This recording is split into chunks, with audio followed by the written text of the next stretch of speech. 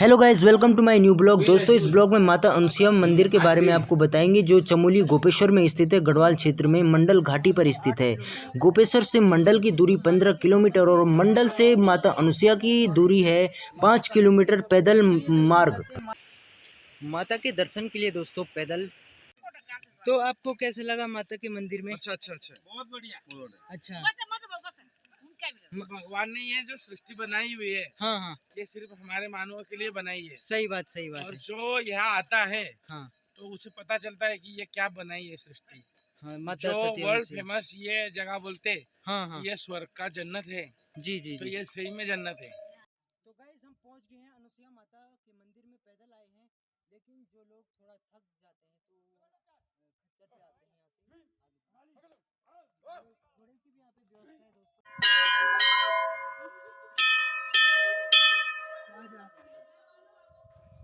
तो hello guys, हम पहुंच गए अभी माता अनसुया मंदिर।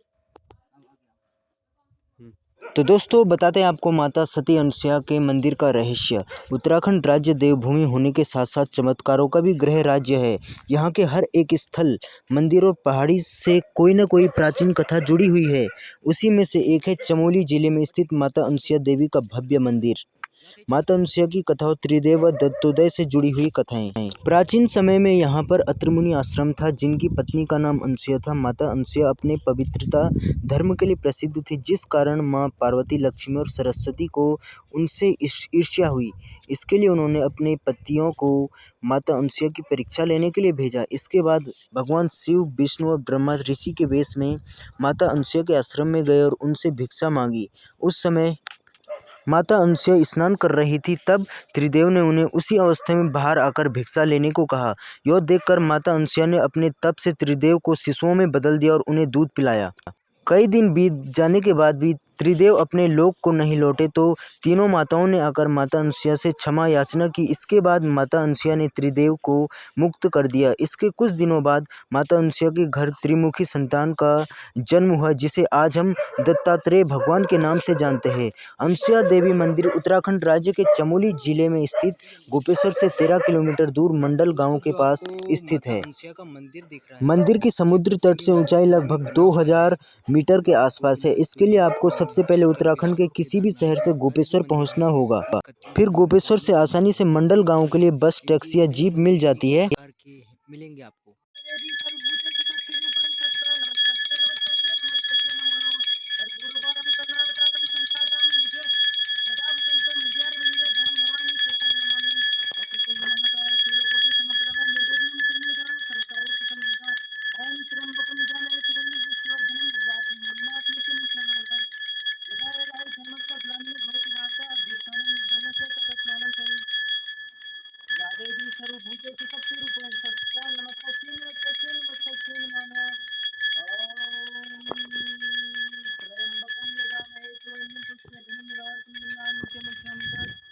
जो 30 से 45 मिनट में वहाँ पर पहुँचा देती है। यहाँ से आगे का रास्ता आपको पैदल ही तय करना पड़ेगा, क्योंकि आगे केवल पहाड़ों पर चढ़ाई है। मंडल गांव से अनसुया मंदिर की दूरी 5 से 6 किलोमीटर के आसपास है, जिसे पूरा करने में 1 से 2 घंटे का समय लगता है।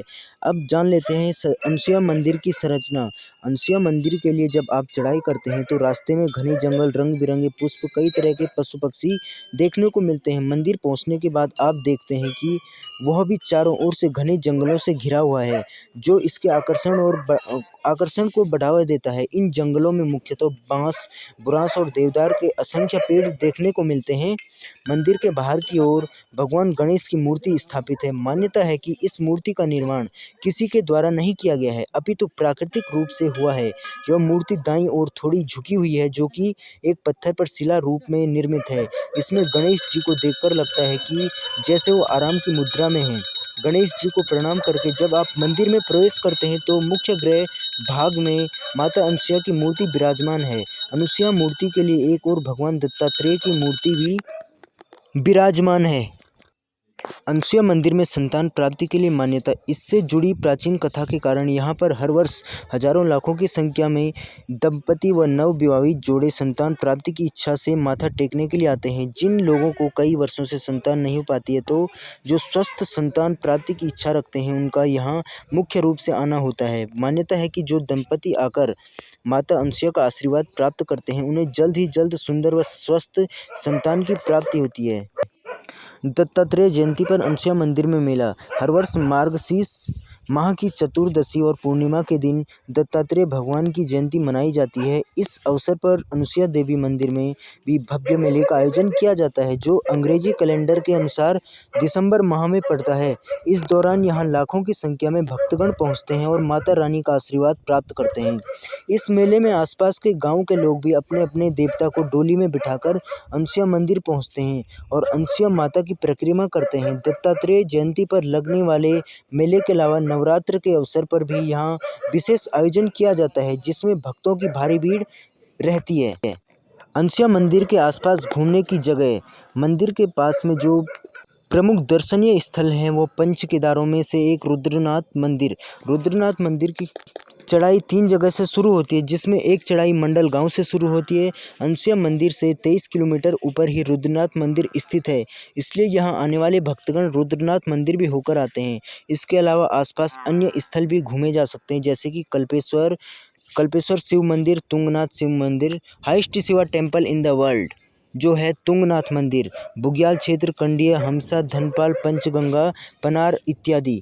अगला है गोपीनाथ मंदिर, लोह त्रिशूल और नंदीकुंड, देवरिया ताल झील, चंद्रशिला शिखर इत्यादि। अनसुया मंदिर। अगर आप माता के दरबार में रुकना चाहते हैं तो यहाँ पे रुकने की पूरी व्यवस्था है। मंडल गांव में रुक सकते हैं। यहाँ आपको होटल, धर्मशाला आदि घरों में होम स्टे मिल जाएगा। तो गाइस हम आ गए अभी अत्रमुनि आश्रम, लेकिन ये जो रास्ता है बहुत ही रिस्की होने वाला है क्योंकि ये चैन पकड़ के तो हम यहाँ से आए हैं, लेकिन अब हमें रिस्क का काम है। यहाँ से झुक कर जाना है और सीधे जहाँ आपको झरना दिख रहा है उसी बाउंड्री से पार करके आना है। तो देखिए दोस्तों, आ जाओ मैं कैसे चढ़ूंगा। अरे भाई चलो आओ। वीडियो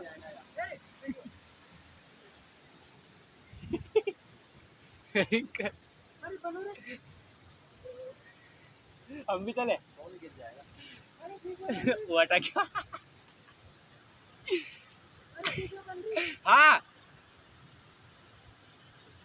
कहकर उधर फिसलन नहीं है यार, वहां से कैसे जाएंगे? ये सोच रहा हूँ यार, भयंकर। यार वो कहाँ से निकलेंगे यार, मुझे तो लग ही नहीं रहा। कोई नहीं, वापस बैको के यहीं से आ जाएंगे। ये फंस गया वो फंस गया। चले हम भी। वो फंस गया। चलो यार। अब चलते हैं दोस्तों अत्रमुनि आश्रम की तरफ। मुनि अत्र ब्रह्मा के मानस पुत्र थे जो ब्रह्मा जी के नेत्रों से उत्पन्न हुए थे। जो सोम के पिता थे जो इनके नेत्र अविरत हुए। इन्होंने कदम की पुत्री अनसुया से विवाह किया था जो एक महान पतिव्रता के रूप में विख्यात हुई। जो पुत्रोत्पत्ति के लिए इन्होंने ऋक्ष पर्वत पर पत्नी अनसुया के साथ घोर तप किया था, जिस कारण इन्हें त्रिमूर्तियों की प्राप्ति हुई जिनसे त्रिदेवों के अंश रूप में दत्त, विष्णु, दुर्वासा शिव और सोम ब्रह्म उत्पन्न हुए। इस तथ्य पर एक कथा आधारित है कि जो इस प्रकार की ऋषि अत्रि और माता अनसुया अपने दाम्पत्य जीवन को बहुत सहज भाव के साथ व्यतीत कर रहे थे। देवी अनसुया जी की पतिव्रता के आगे सभी के नतमस्तक हुआ करते थे। इनके जीवन को देखकर देवता भी प्रसन्न होते थे। जब एक बार देवी लक्ष्मी, पार्वती और सरस्वती जी को ऋषि अत्रि की पत्नी अनसुया के दिव्य पतिव्रत के बारे में ज्ञात हुआ तो वह उनकी परीक्षा लेने का विचार कर रही थी और तीनों देवियां अपने पतियों भगवान विष्णु, ब्रह्मा को अनसुया के पतिव्रत की परीक्षा लेने को कहती है। बेहोश होकर त्रिदेव अपने रूप बदलकर एक साधु रूप में ऋषि अत्रि के आश्रम जाते हैं और अनसुया से भिक्षा की मांग करते हैं, पर वह एक शर्त रखते हैं कि भिक्षा निवृत्त होकर देनी पड़ेगी। इस पर देवी अनसुया जी धर्म संकट में फंस जाती है। यदि भिक्षा न दिया तो अपमान हो सकता है, अतः वह उनसे कहती है कि वह उनके बालक के रूप में यह भिक्षा दे सकती है तथा हाथ में जल लेकर संकल्प द्वारा यह तीनों देवों को शिशु रूप में परिवर्तित कर देती है और भिक्षा देती है।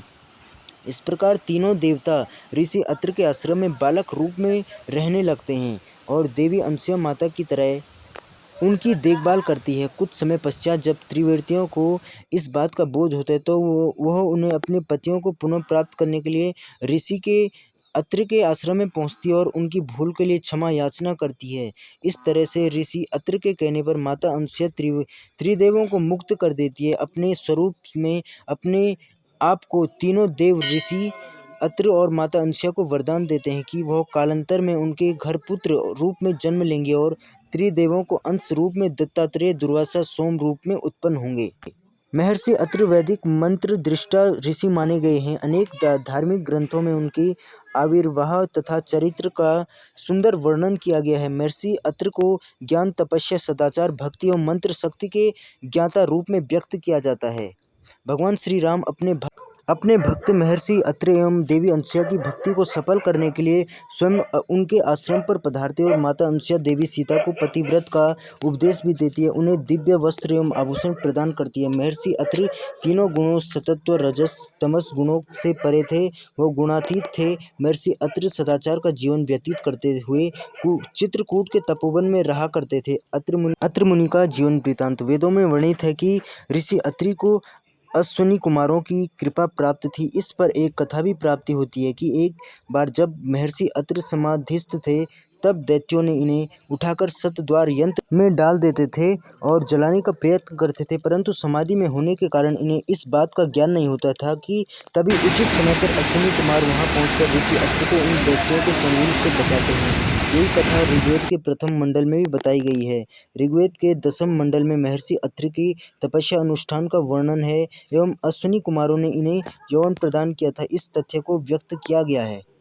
ऋग्वेद के पंचम मंडल में वसुयु सप्तवर्धी नामक अनेक पुत्रों को ऋषि अत्रि के पुत्र कहा गया है। ऋग्वेद के पंचम आत्रेय मंडल कल्याण सूक्त ऋग्वेदीय स्वस्तिक सूक्त महर्षि अत्रि द्वारा रचित है। यह सूक्त मांगलिक कार्यों, शुभ संस्कार तथा पूजा अनुष्ठानों में पठित होते हैं। इन्होंने अलर्क, प्रहलाद आदि को शिक्षा भी दी थी। महर्षि अत्रि त्याग, तपस्या और संतोष के गुणों से युक्त एक महान ऋषि होते थे। मुनि अत्रा ब्रह्म के मानस पुत्र थे जो ब्रह्मा जी के नेत्रों से उत्पन्न हुए। यह सोम के पिता थे जो उनके नेत्र से आविर्भूत हुए। इन्होंने कर्दम की पुत्री अनसुया से विवाह किया था जो एक महान पतिव्रता के रूप में विख्यात हुई।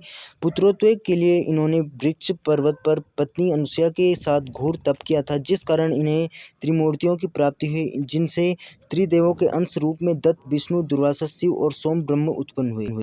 अत्रि मुनि का आश्रम चित्रकूट के पास ही सतना मध्य प्रदेश स्थित अत्रि ऋषि का आश्रम था। महर्षि अत्रि चित्रकूट के तपोवन में रहा करते थे। अत्रि गोत्र क्या है? अत्रि गोत्र अत्रि, अत्रेय, अत्रेय, आत्रेय, आत्रेय आदि उत्तर प्रदेश, राजस्थान और मध्य प्रदेश में पाई जाने वाली एक ऋषि गोत्र है। इसका उद्भव अत्रि नामक ऋषि से हुआ था। यह गोत्र सबसे ज्यादा ब्राह्मण में होता है। कुछ राजपूतों, जाटों सहित यादवों में भी पाया जाता है। अत्रि मुनि की धर्मपत्नी का नाम माता अनसुया था। अत्रि से चंद्रमा से बुध, बुध से पुरूरवा, पुरूरवा से आयु, आयु से नहुस, नहुस से यति, यताति, संयाति, आयति, बियाति और कीर्ति नामक 6 महाबल विक्रमशाली पुत्र हुए। अत्रि मुनि अत्रि गोत्र की कुल देवी कौन थी? तो इसे पहला गोत्र माना जाता है। इसके बाद और कई ऋषियों के नाम पर गोत्र की शुरुआत हुई थी। कश्यप ऋषि की पत्नी अदिति को कश्यप गोत्र की कुलदेवी माना जाता है। यह राजा दक्ष की पुत्री थी। माता अनसुया जी ने सीता जी को क्या उपदेश दिया था? देवी अनसुया त्रेता युग से आज तक सभी स्त्रियों की आदर्श पात्र है। रामायण में वर्णित एक कथा के अनुसार जब वनवास के दौरान एक दिन भगवान राम, सीता माता और लक्ष्मण जी चित्रकूट महर्षि अत्रि के आश्रम पहुंचे, तब यहीं पर देवी अनसुया ने सीता जी को पतिव्रत धर्म की शिक्षा दी थी। तो दोस्तों, कैसा लगा आपको ये video? Please like, comment and share. Thanks for watching. मिलते हैं दोस्तों अगली वीडियो के साथ, तब तक के लिए टेक केयर, बाय बाय।